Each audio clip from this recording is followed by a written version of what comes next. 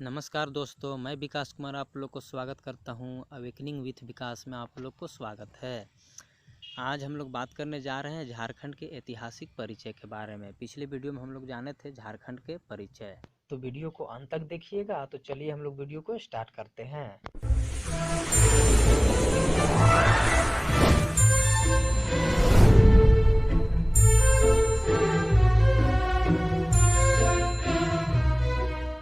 जैसा कि हम लोग जान लेते हैं कि झारखंड एक आदिवासी बहुल राज्य है। झारखंड के रूप में आदिवासियों की गृहभूमि या स्वदेश होमलैंड, जो आदिवासियों का सदियों पुराना सपना था, साकार हुआ। झारखंड में मुख्य रूप से छोटा नागपुर पठार और संथाल परगना के वन क्षेत्र शामिल हैं। विंध्य एवं कैमूर की पर्वत श्रेणियों ने झारखंड को उत्तर से होने वाले आक्रमणों से सदैव सुरक्षा प्रदान की है। प्राचीन काल में गुप्त शासकों एवं गोंड शासक शंशाक को छोड़कर किसी राजवंश ने इस क्षेत्र पर अधिक समय तक शासन नहीं किया। मध्यकाल में झारखंड क्षेत्रीय राजवंशों के अधीन था। आरंभ में उभरने वाले राजवंशों में प्रमुख थे छोटा नागपुर खास का नागवंश, पलामू का रक्सेल वंश तथा सिंहभूम का सिंह वंश। बाद में उभरने वाले राजवंशों या राज्यों में प्रमुख थे मानभूम का मान वंश, रामगढ़ राज्य, खड़गडिहा राज्य, पंचेत राज्य, ढालभूम का ढाल वंश एवं पलामू का चेरो वंश। क्षेत्रीय राजवंशों में छोटा नागपुर खास का नागवंश सबसे दीर्घकालिक साबित हुआ। एक गाथा के अनुसार उड़ीसा के राजा जयसिंह देव ने 13वीं सदी में स्वयं को झारखंड का शासक घोषित किया। झारखंड राज्य निर्माण आंदोलन का बीजारोपण 20वीं सदी के आरंभिक दशक में हुआ। इस आंदोलन का नेतृत्व छोटा नागपुर उन्नति समाज, छोटा नागपुर संथाल परगना आदिवासी सभा, झारखंड पार्टी आदि ने किया। 1963 से 1973 तक का समय झारखंड आंदोलन के बिखराव एवं ठहराव का दौर था।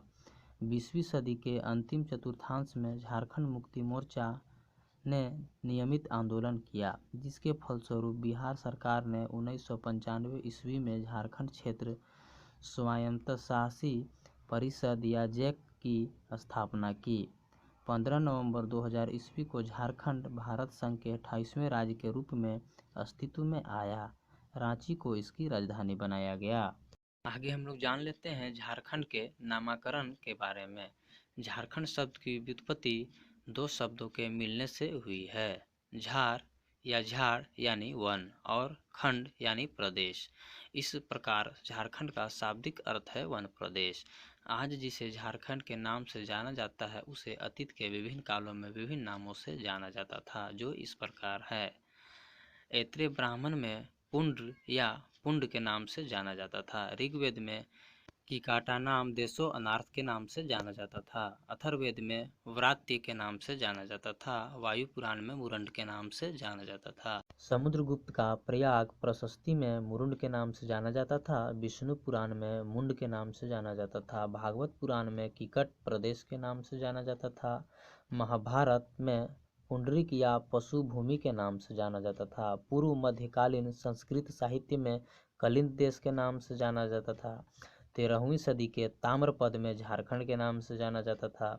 तारीख ए फिरोजशाही में झारखंड के नाम से जाना जाता था। तारीख ए बंगला में झारखंड के नाम से जाना जाता था। सियार उल मुतखरीन में झारखंड के नाम से जाना जाता था। कबीर के दोहे में झारखंड के नाम से जाना जाता था। जायसी द्वारा पद्मावत में झारखंड के नाम से जाना जाता था। अकबरनामा में झारखंड के नाम से जाना जाता था। नरसिंह देव द्वितीय के ताम्रपद में झारखंड के नाम से जाना जाता था। आईने अकबरी में कोकरा या खंकराह के नाम से जाना जाता था। कौटिल्य का अर्थशास्त्र में कुकुट या कुकुट देश के नाम से जाना जाता था। टोलमी द्वारा मुरंड के नाम से जाना जाता था। फहियान द्वारा कुकुट लाट के नाम से जाना जाता था। ह्वेनसांग द्वारा किलोनासुका लाना या कर्ण सुवर्ण के नाम से जाना जाता था।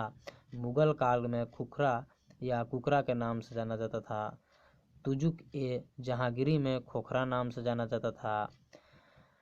ईस्ट इंडिया कंपनी के शासनकाल में छोटा नागपुर के नाम से जाना जाता था। झारखंड प्रदेश का सर्वप्रथम साहित्यिक उल्लेख ऐत्रेय ब्राह्मण में मिलता है। झारखंड शब्द का प्रथम पुरातात्विक प्रमाण 13वीं सदी के ताम्रपत्र में मिलता है। ह्वेनसांग ने राजमहल क्षेत्र के लिए की चिंकाई ला तथा इसके पहाड़ी क्षेत्र के लिए दामिन ए को शब्द का प्रयोग किया। कैप्टन टेनर के सर्वेक्षण के आधार पर 1824 ईस्वी में दामिन ए को की स्थापना हुई थी।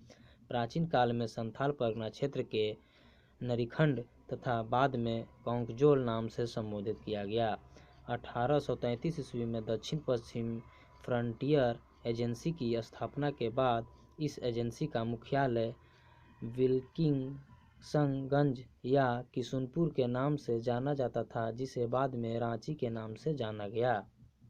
वैदिक साहित्य में झारखंड की जनजातियों के लिए असुर शब्द का प्रयोग किया गया है। वेदों में असुरों की वीरता और कर्तव्य का उल्लेख किया गया है। ऋग्वेद में असुरों को लिंग पूजक या शिशुनों का देव कहा गया है। इतिहासकार बुकानन ने बनारस से लेकर वीरभूम तक के पठारी क्षेत्र को झारखंड के रूप में वर्णित किया है। आगे है झारखंड में आदिवासियों का प्रवेश। असुर जनजाति झारखंड की प्राचीनतम जनजाति है। इनका प्रवेश रांची, लोहरदगा और गुमला में हुआ था। बिरजिया, बिरहोर तथा खड़िया जनजाति का प्रवेश संभवतः कैमूर की पहाड़ियों से होकर छोटा नागपुर में प्रवेश हुआ था। मुंडा, उरांव और हो मुंडाओं ने नागवंश की स्थापना में योगदान दिया था। उरांव झारखंड में राजमहल तथा पलामू नामक 2 शाखाओं में बसे थे। चेरो, खरवार, संथाल 1000 ईस्वी पूर्व तक चेरो, खरवारों एवं संथालों को छोड़कर झारखंड में पाई जाने वाली सभी जनजातियां छोटा नागपुर क्षेत्र में बस चुकी थी।